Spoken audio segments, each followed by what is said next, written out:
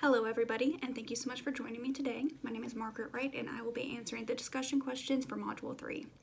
The first question regards Type 1 and Type 2 error and providing real-world examples. Type 1 error is when you reject the null hypothesis when it is actually true, or a false positive.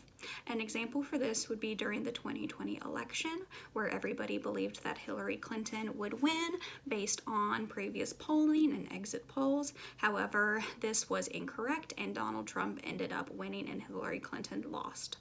Type 2 error is when you accept the null hypothesis when it is actually false, or a false negative.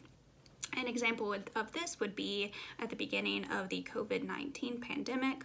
A lot of experts would say that this was very serious and it would impact quality of life, but a lot of us did not believe that and attributed this kind of concern to previous outbreaks such as H1N1 in 2009.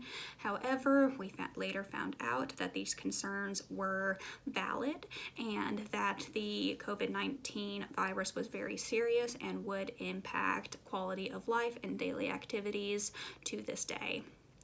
The second question is, why do studies with good internal validity typically have poor external validity? Studies that have high levels of internal validity have less chance for compounding variables to influence the results of a study. This makes the study very controlled to ensure the cause and effect of their intervention on the dependent variable.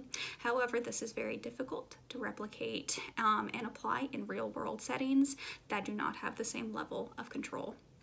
An example where enhancing external validity might impair, or an example where enhancing internal validity impacts external validity might be a weight loss program where participants are selected randomly to participate in a weight loss program in an institutionalized setting.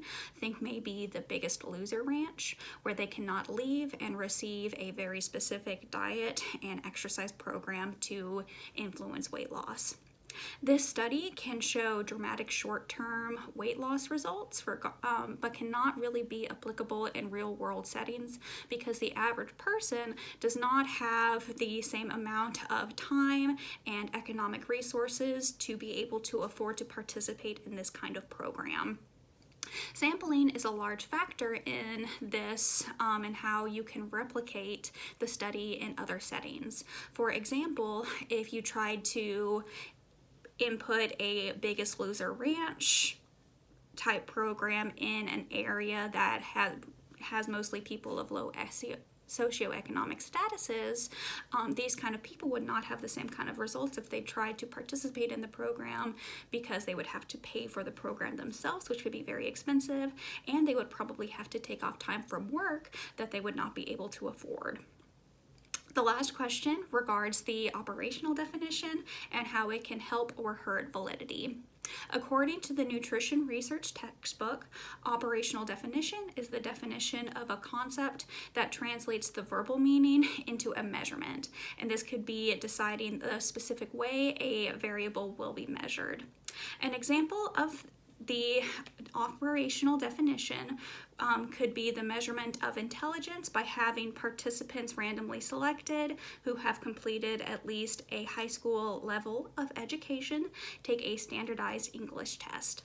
This can hurt the validity of a study because while it might provide statistical answers, it does not account for the quality of the education the person received prior to taking the test. It does not account for where they received their education, and it also does not account for how long it's been since they've received any kind of education, and so this can hurt the validity. However, it can help the validity because if you provide this test to all these people in a randomized way where they are all taking the same test at the same time in the same place, this can improve the validity. Thank you so much for taking the time to be with me today, and I look forward to hearing your responses. Bye.